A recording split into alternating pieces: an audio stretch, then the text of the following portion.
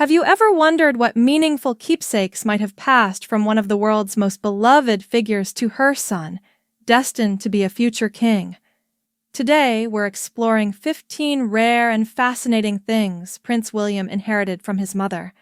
Some are well-known heirlooms, others are more obscure treasures.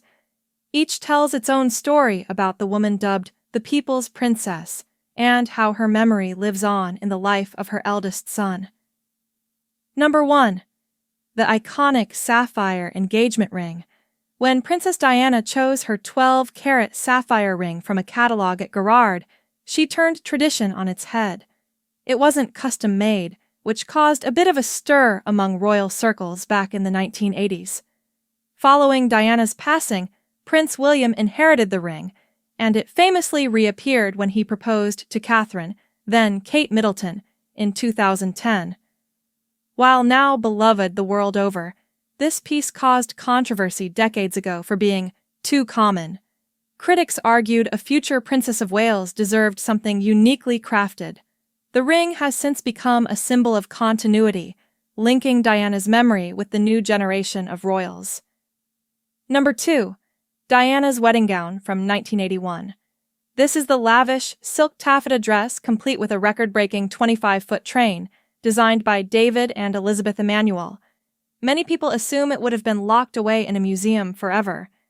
In reality, Princess Diana's will stipulated that William and Harry would gain custody of her personal possessions when they turned 30. The wedding dress was no exception. It was eventually returned to them, allowing them the option to display it for charity exhibitions or keep it for family remembrance. Over time, the dress has been loaned out for special exhibitions, showcasing an era-defining moment in royal fashion history. It remains one of the most recognizable gowns in the world, and for William, it's a deeply personal reminder of the day his parents captivated audiences around the globe. Number 3. The Cartier watch Diana wore in her younger days. Before her royal marriage, Diana was often spotted wearing a gold Cartier tank watch, an understated, elegant accessory. Though it never made as many headlines as her tiaras or engagement ring, this watch was part of her signature style off-duty. According to some reports, it was passed on to William, reflecting Diana's preference for classic, timeless pieces. While the ring she left him might be recognized the instant he takes it out of a jewelry box, the Cartier watch is a more intimate item, hinting at Diana's simpler taste away from the spotlight. It also shows the sentimental side of royal inheritance, where not everything is big and flashy. Number 4. Diana's personal letters and handwritten notes. William and Harry both received a collection of letters and handwritten cards from their mother. These range from everyday reminders of her affection to personal reflections on family life. While the public rarely gets a glimpse of these, insiders believe they shaped William's outlook on philanthropy and fatherhood. There's no big financial value attached to these documents, but emotionally, they're priceless.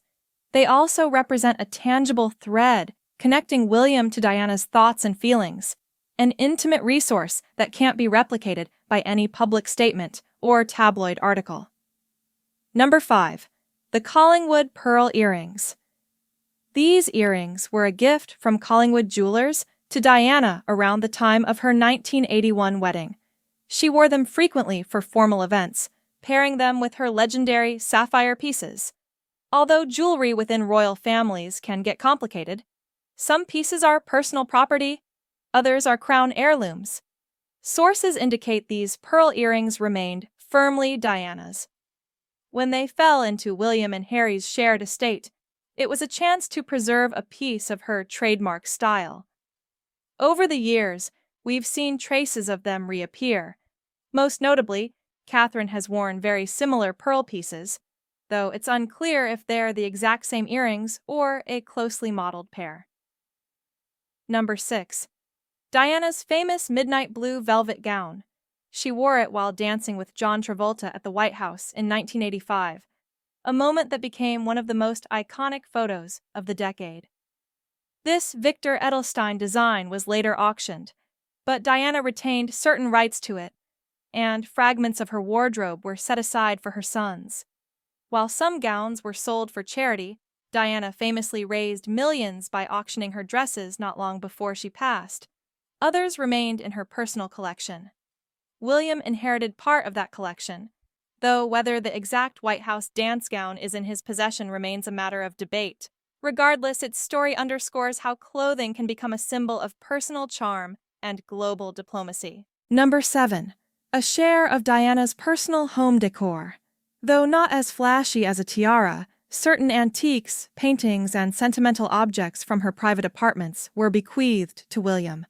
In some cases, these might include family photographs she framed herself or smaller decorative items with personal significance. Think porcelain figurines, keepsakes from overseas trips, or even childhood drawings from William and Harry. While they're seldom displayed publicly, these pieces are a window into Diana's tastes and the cozy comforts she surrounded herself with, far from the formality of official palace life. They remind William that his mother's private world was filled with warmth and personal touches. Number 8. Philanthropic commitments. While not a physical item, it's still something Diana intentionally passed on. She was patron of numerous charities and causes, from landmine awareness to HIV/AIDS advocacy. William inherited more than just the intangible legacy of compassion. In many cases, he also received documents, plans, and direct invitations to continue her work. When he visits homelessness charities or children's hospitals, he's stepping into roles that his mother either directly opened or heavily influenced. This inheritance is a bit abstract, but it's arguably one of the most profound ways Diana's memory lives on, through the charitable platforms she built and the next generation's commitment to them. Number 9. The Swan Lake Suite necklace and earrings. Shortly before her tragic passing, Diana worked with Gerard to craft what became known as the Swan Lake Suite.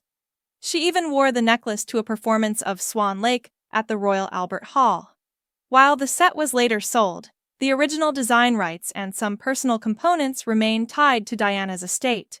Pieces of the suite and its original sketches might be in William's possession, if only in archives or private holdings.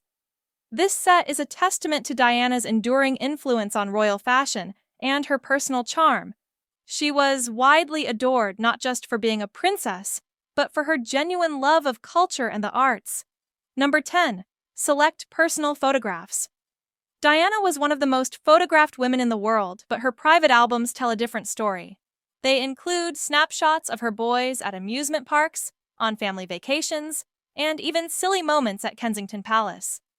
With her passing, William and Harry gained control of these personal collections. For William, these photos are a direct line to a mother who tried to give her children as normal a childhood as possible, despite the royal fishbowl. While the public sees a polished figure at global events, these albums show a candid Diana, sometimes playful, sometimes introspective, revealing the personal bond she fostered with her sons. Number 11. A portion of her estate's monetary assets. While not as romantic as a piece of jewelry, Diana's liquid assets were also transferred to William and Harry. This included funds from her divorce settlement with Charles, as well as investments and any residual income. Critics sometimes question the ethics of vast royal fortunes, especially when everyday citizens face financial struggles. But Diana's money was separate from the crown's official finances, offering William a degree of financial independence from the monarchy's institutional structure. It also funded philanthropic endeavors, further continuing Diana's legacy of giving.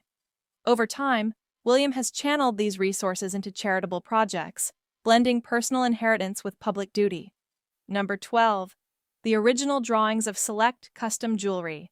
Royal jewelers often keep detailed sketches of custom pieces, and Diana had a hand in designing some items or modifying older family heirlooms. Those design sketches aren't typically displayed publicly, but they're part of Diana's personal legacy. Inheriting these means William has a literal blueprint of his mother's taste. They might also serve as inspiration if Catherine or Princess Charlotte decide to repurpose certain pieces down the line. Such sketches are a fascinating behind-the-scenes glimpse into royal artistry, a hidden corner of monarchy rarely discussed in official statements. Number 13. personal diaries and planners. Diana was known to keep journals and appointment books, jotting down thoughts and tracking her packed schedule. When she passed, these items were locked away for privacy, eventually reverting to her sons. While we may never see what's written inside, William has the option of exploring an unfiltered glimpse of his mother's day-to-day life and emotional journey. Royal watchers often wonder if these journals might ever be published, but that seems unlikely given their private nature. For William, they're an irreplaceable trove of his mother's memories and reflections, a channel to understand her worldview beyond public appearances. Number 14. Letters from admirers and global figures. Princess Diana received mountains of fan mail, sympathy letters, and personal notes from global icons, charities, and everyday people who felt inspired by her. A portion of these letters ended up in her personal archive rather than official palace records. William effectively inherited this collection of heartfelt tributes. They reveal the depth of Diana's impact, from heartfelt words by people whose lives she touched in hospital visits to acknowledgments from international dignitaries. This trove underscores her global reach and the emotional resonance she had with millions. It's said that scanning through these letters can be a humbling experience, reminding the royals of the weight of public expectation and admiration. Number 15. Intangible, but no less significant. Familial traditions. Diana may not have owned these traditions, but she shaped them. Her approach to parenting, casual outings, emotional openness, hands-on affection was revolutionary for the royal family. William inherited that ethos, which became part of his own approach to raising his children. You see it when he and Catherine kneel to speak to Prince George, Princess Charlotte, or Prince Louis at eye level, or when they're photographed simply having fun with their kids in public. Critics point out that modern royals must keep pace with societal changes or risk irrelevance. Supporters argue this blend of tradition and warmth is exactly what the monarchy needs to maintain public affection. Which of these inheritances did you find the most surprising? Let us know in the comments below. Thanks for watching, and if you want to dive deeper into royal history and the human side of these famous figures, be sure to subscribe for more. We'll see you next time. Bye.